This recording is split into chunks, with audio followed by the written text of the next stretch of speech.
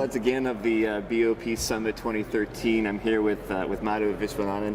And Madhu, you're a professor at the University of Illinois. And tell us real quickly what you do there and where's your focus? Sure. Well, for about a little over 16 years, we've looked at what we call subsistence marketplaces. So highly complementary with the BOP approach. We take a bottom-up approach. We don't start with enterprises. We start with people, communities, consumers, and entrepreneurs. And we have created a stream of research.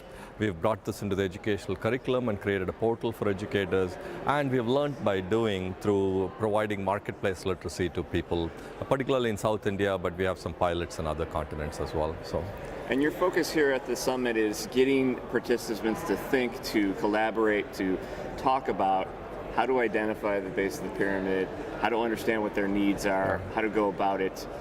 What are some of the challenges that you see in your day-to-day in the field and what people are reporting here from the summit?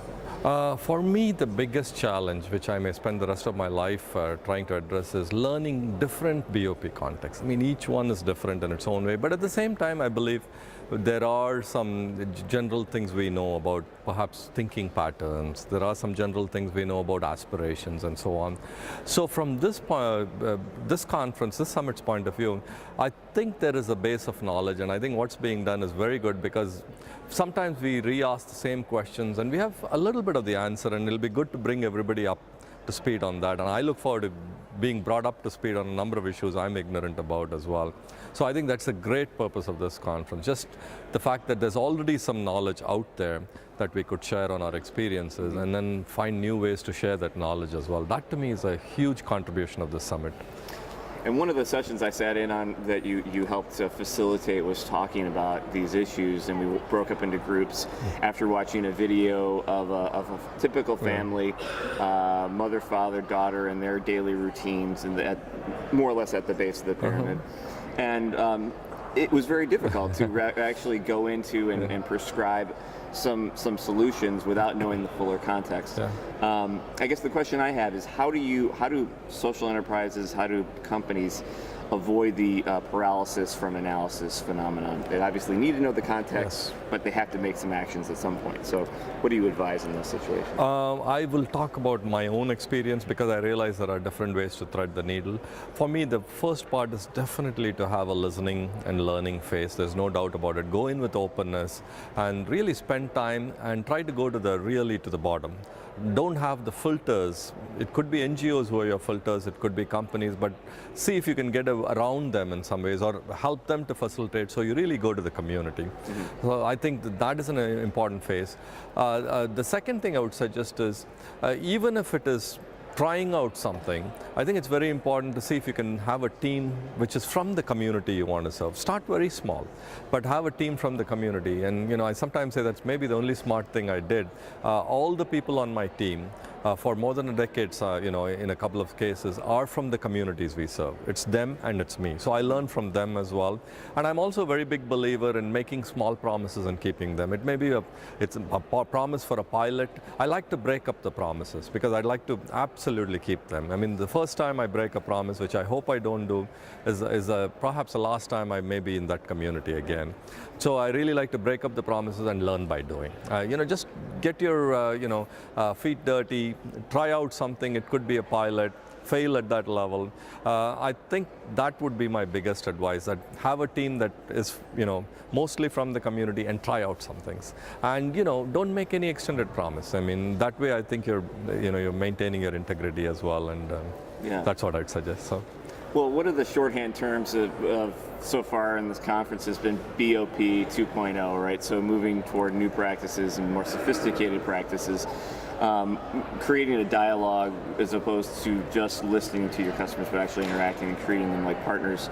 So I was just curious about what you see. Are companies, are they taking notice of these sorts of advice? Are you seeing companies that have more sophisticated outreach to the BOP and are harnessing their powers as both consumers and suppliers? And what are you seeing out there?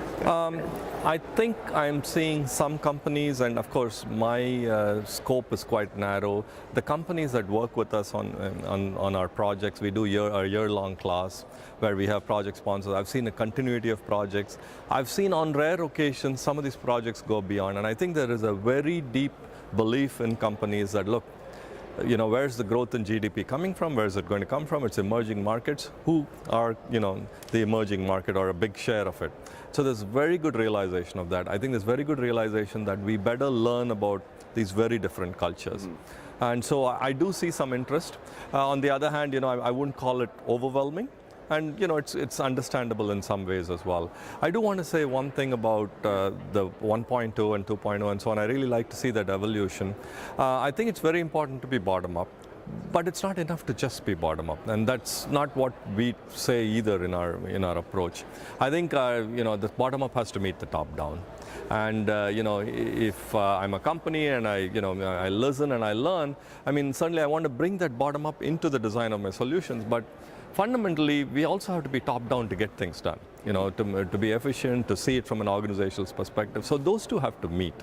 And, so I like the 2.0 and really in terms of gaining insights and so on. But it's really the bottom-up meeting the top-down. I think that's critical. So, does that mean, in a practical sense, things like hybrid models where you're selling to the top of the pyramid, perhaps to a product that you can also sell to the BOP, but you're subsidizing the cost of that product or the pricing on that product? I actually wouldn't go down that road, to be honest, Scott. It may apply in certain situations. My point is more that there are fundamental reasons why we do things top-down, legitimate reasons. We are an organization, we have to look at what we can get done. So there is top-down decision-making from our perspective. My point has always been that we have neglected quite a bit of the bottom-up insights. And we don't go bottom up enough. We use umbrella terms like social capital is a great concept, but we need to go beneath that. What does that mean? What does poverty mean? And that's what we try to do. We try to unpack it in terms of, well, it means low literacy. What does that mean in terms of the way people think? And so those insights are very important, and they need to be reflected in the top-down thinking. So both have to meet. I think the bottom-up has been neglected, but ultimately, it's not about being completely bottom-up. To put it very cynically, if that's the case, then what am I doing there, right? If it's all bottom-up, what am I doing there, right? So I think we have some things to offer. I think we have a lot of things to learn. So what I would say is that mutual learning mindset, where I essentially know have some experience in certain things, but I'm meeting people who are experts at survival. So finding that meeting ground, I think, is very important. So.